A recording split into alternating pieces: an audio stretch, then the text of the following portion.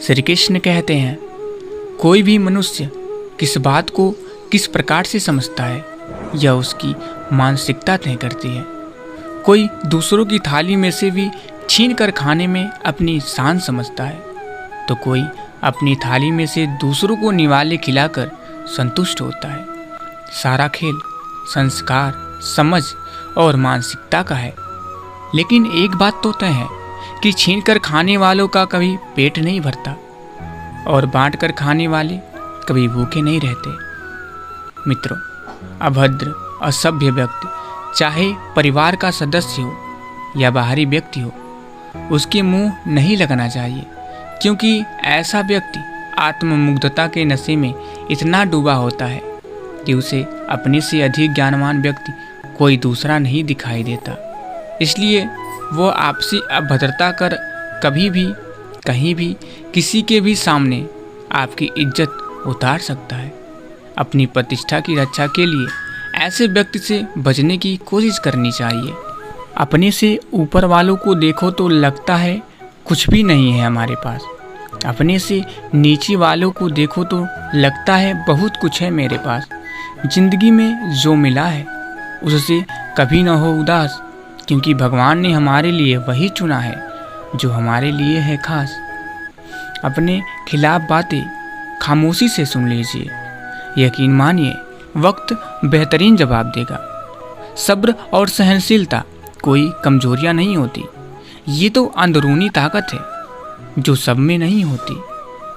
मित्रों, एक बात याद रखिए, संगत से इंसान का स्वभाव पर कोई फर्क नहीं पड़ता, क्योंकि विभीषण रावण के साथ रहकर भी नहीं बिगड़ा और कैकेयी राम के साथ रहकर भी नहीं सुधरी। सुख और दुख अपनी तकदीर से मिलते हैं, अमीरी और गरीबी से उसका कोई लेना देना नहीं होता है। रोने वाले महलों में भी रोते हैं और जिनकी तकदीर में खुशियाँ होती है वो झोंपड़ी में भी हंसते हैं।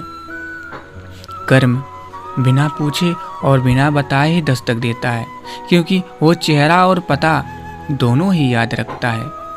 मित्रों, डाली से टूटा फूल फिर से लग नहीं सकता है, मगर डाली मजबूत हो तो उस पर नया फूल खिल सकता है। उसी तरह जिंदगी में खोए पल को ला नहीं सकते, मगर हौसले व विश्वास से आने वाले हर पल को खूबसूरत बना सकते हैं। और आगे फिर श्री कृष्ण जी कहते हैं, अगर कोई आपको बद्दुआ देता है, लोग कहते हैं कि बद्दुआ खाली नहीं जाती है, लेकिन आपकी गलती न होने के बाद भी या जलन की वजह से दी गई बद्दुआ देने वाले को ही बर्बाद कर देती है। ये परम सत्य है।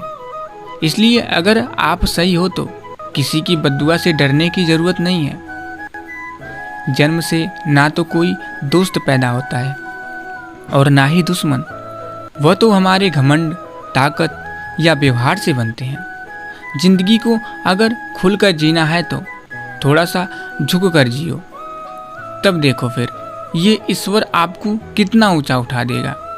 दिल से लिखी बातें दिल को छू जाती है।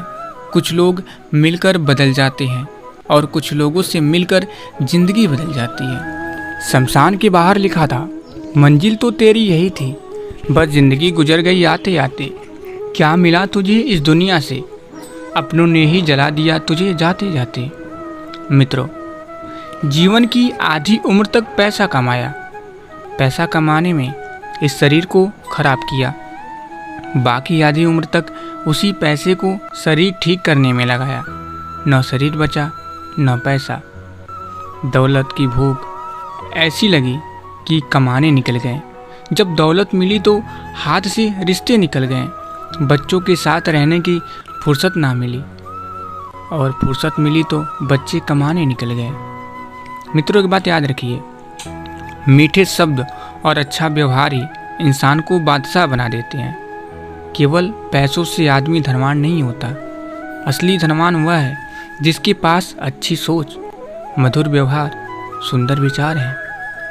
अहम से ऊंचा कोई आसमान नहीं, किसी की बुराई करने जैसा आसान कोई काम नहीं, स्वयं को पहचानने से अधिक कोई ज्ञान नहीं और क्षमा करने से बड़ा कोई दान नहीं।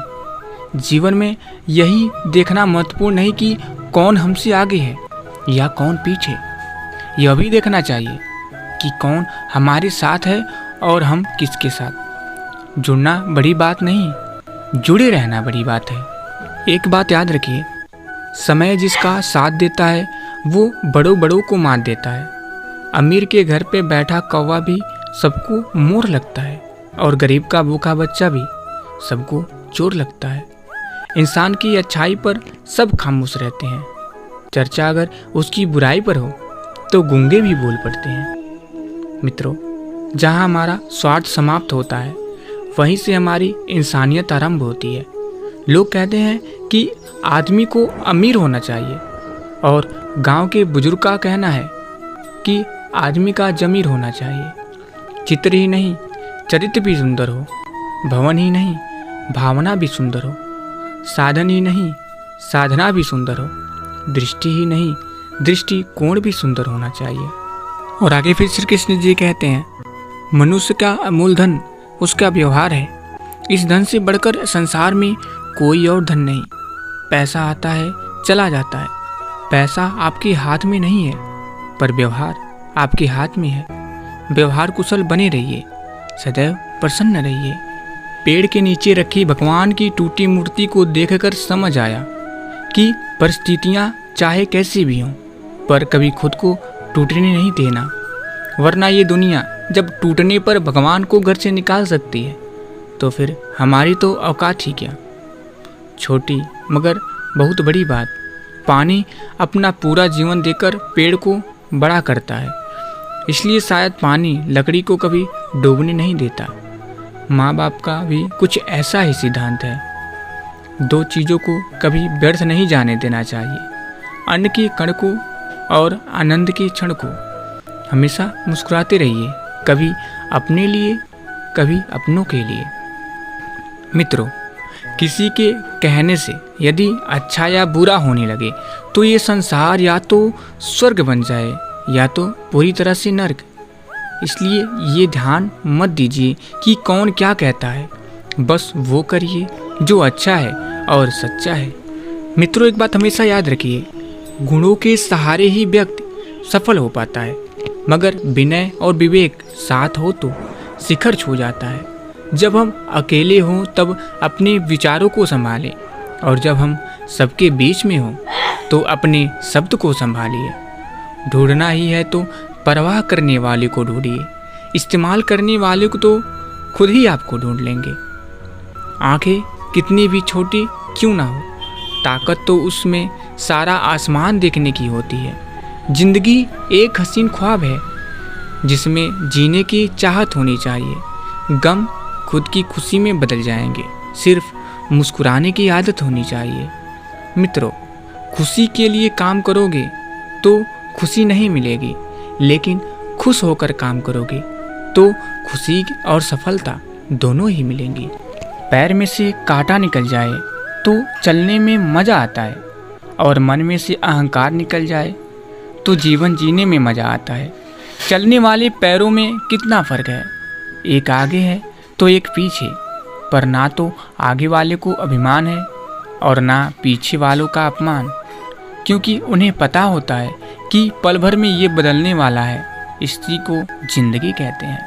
तो प्रिय भक्तों, अगर आप लोग वीडियो यहाँ तक देख रहे हैं तो कमेंट बॉक्स में जय श्री कृष्ण जरूर लिख दीजिएगा, जिससे आपके सारे कष्ट दूर हो जाएंगे। और हाँ, चैनल को सब्सक्राइब करना मत भूलिएगा। तो फिर मिलेंगे। जय श्री कृष्ण, राधे राधे।